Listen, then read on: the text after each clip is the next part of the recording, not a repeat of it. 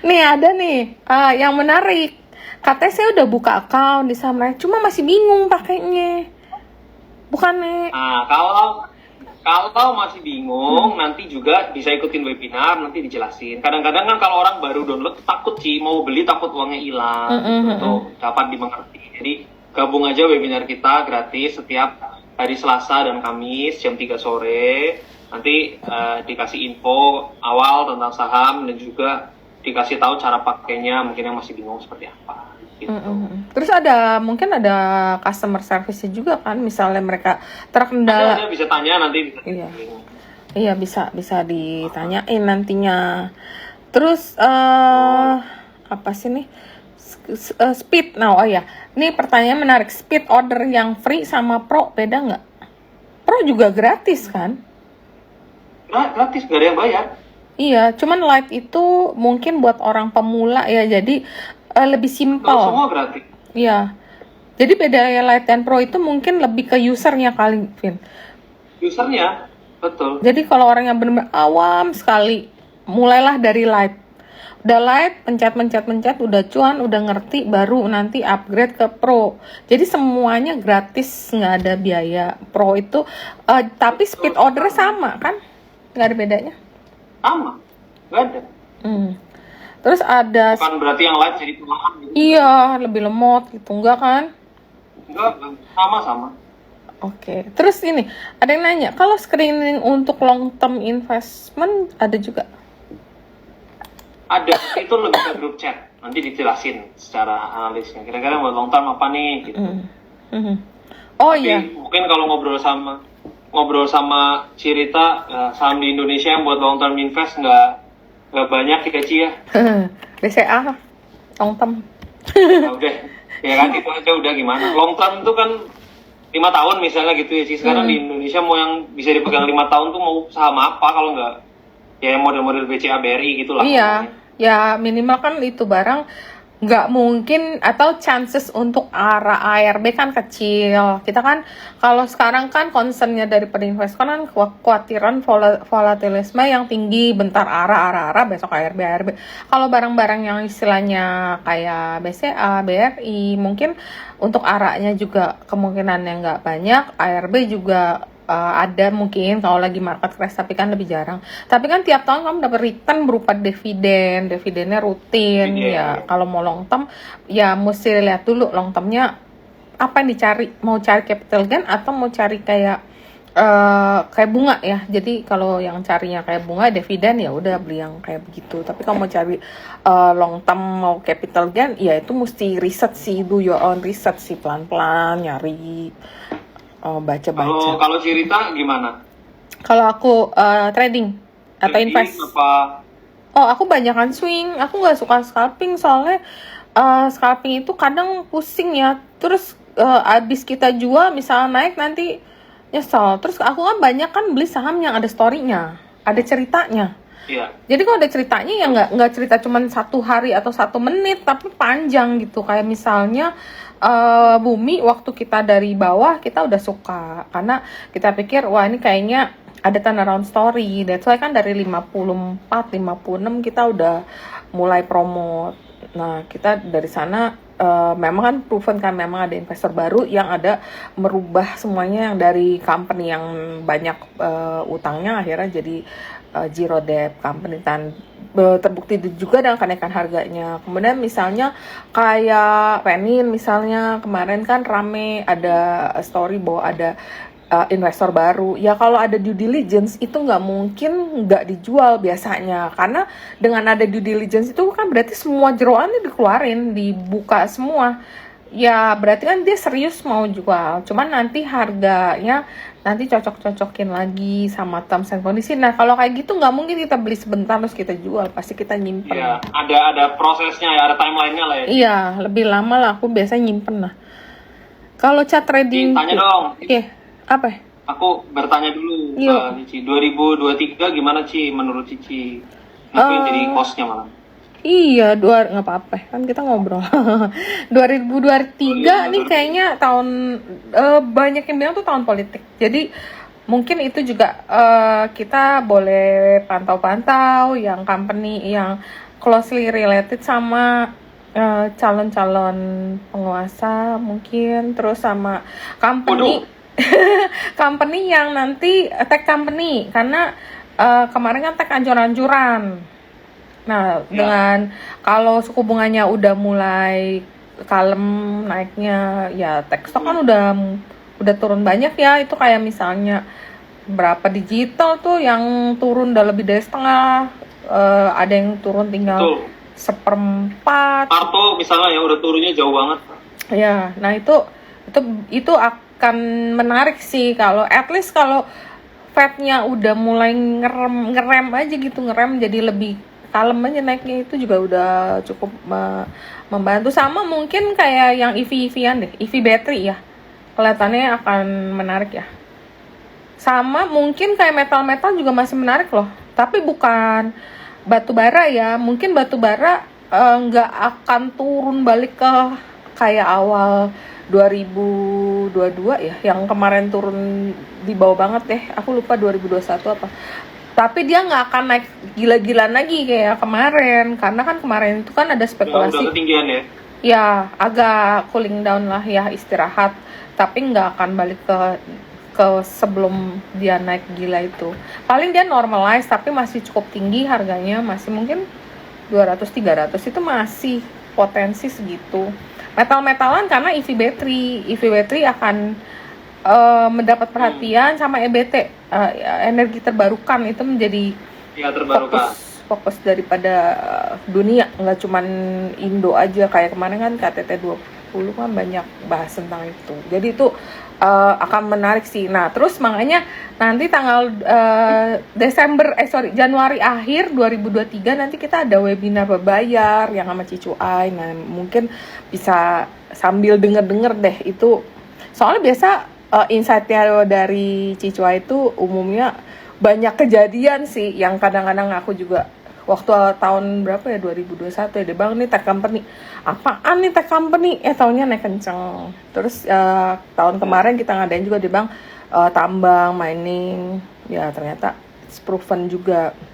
Jadi itu mungkin yang bakalan menarik. Oh ya sama, katanya consumer, karena kan tahun politik kan banyak kayak acara, ntar ada ikut kampanye lah, mungkin kan dapat uang saku, dapat tunjangan. Nah itu mungkin orang akan spending buat belanja consumer dan retail yang low end gitu, mungkin bisa menarik kayak gitu. Oke, jadi consumer metal ya, karena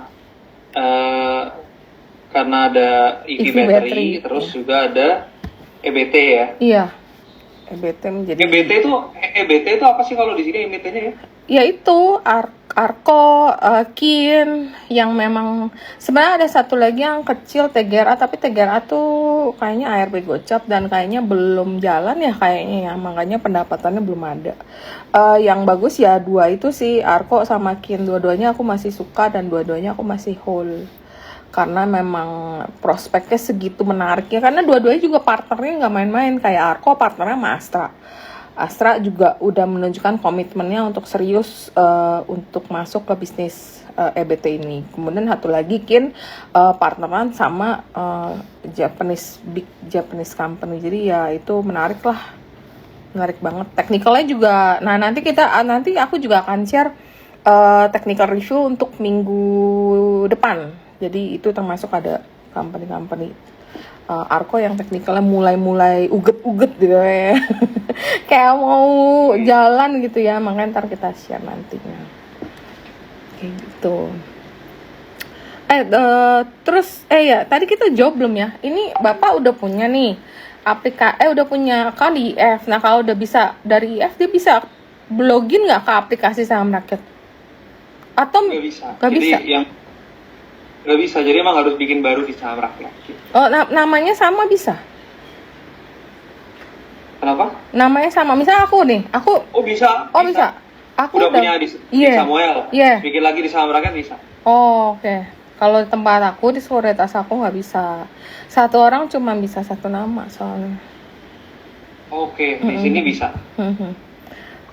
Terus speed order optimalin aja, konsisten biar rame. Oke. Oh ya, saham rakyat kan bukan AB, emang bisa buy and sell? Bisa, karena mereka kan bekerja sama dengan anggota bursa. Jadi ordernya through sama sekuritas. Klik chart, kalau klik chartnya akan ada trading view nggak, Vin? Enggak, jadi memang kita pakai back end-nya pakai sistem trading view, cuman kita nggak bisa yang dipencet nanti keluar trading view-nya, nggak bisa. Tapi kita dari aplikasinya sendiri udah nempel trading. Ya jadi nempel trading. Oke. Ada nanya Kaisang nggak diajakin ngomong, Kaisang lagi fitting baju. Iya. Ini bentar lagi udah mau menikah.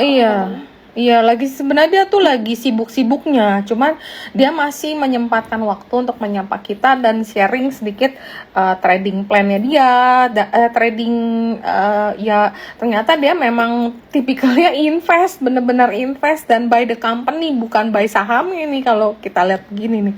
Jadi makanya dia beli, ya kita juga baru tahu nih belinya buat simpen jangka panjang, bukan buat karena hari-harinya sibuk, karena kan dia memang berbisnis kan kuliner dan segala macam, jadi memang saham itu dia banyak kan invest dan juga nambah-nambah. Terus ada trailing stop nggak, Vin? Nah, trailing stop GTC cut loss ini kita lagi develop, mungkin sebulan 2 bulan lagi rilis. Jadi akan ada tapi nanti lagi di develop. RDN ada 2 macam atau macam-macam? IF punya RDN sendiri, saham rakyat punya RDN sendiri. Dia bingung nih kelihatannya. Iya benar ya. Iya, jadi ya anggap aja ini 2 aplikasi yang berbeda lah gitu. Jadi kamu mau buka lagi di saham rakyat, ini harus buka lagi gitu. Ngebit harga ARA, company listing langsung dapat barang, malah aplikasi retail lainnya nggak dapat. Tuh, ini menurut apa ini? Katanya setahu dia servernya saham rakyat itu cepet, ngebit harga ARA, emiten baru listing langsung dapat barang. Malah aplikasi retail lain nggak dapat barang ya karena dia nggak ada harganya. Makasih Parit, namanya itu udah Parit kakak tuh ya. Oh iya. Ya mungkin memang hobinya kakak. Iya, aplikasi saham rakyat tadi login dengan aplikasi Samuel nggak bisa ya karena beda. Tapi kalau dibalik bisa. Kalau saham rakyat login ke desktopnya Star bisa. Oke. Antriannya udah cepet banget. Jadwal awal untuk bisa place order itu jam berapa, Vin? Malam ya, kadang udah kalau bisa. Order kita mulai dari jam 00.00 udah bisa buat antri besoknya. Jadi jam 12 malam. Oh. Ya jadi jam 12 malam misalnya besok kita kayaknya nggak bisa pantau market, udah bisa masukin dulu. Saham rakyat cuma bisa BCA sama BRI, ya benar. Kenapa bisa begitu? Maksudnya apa sih ini?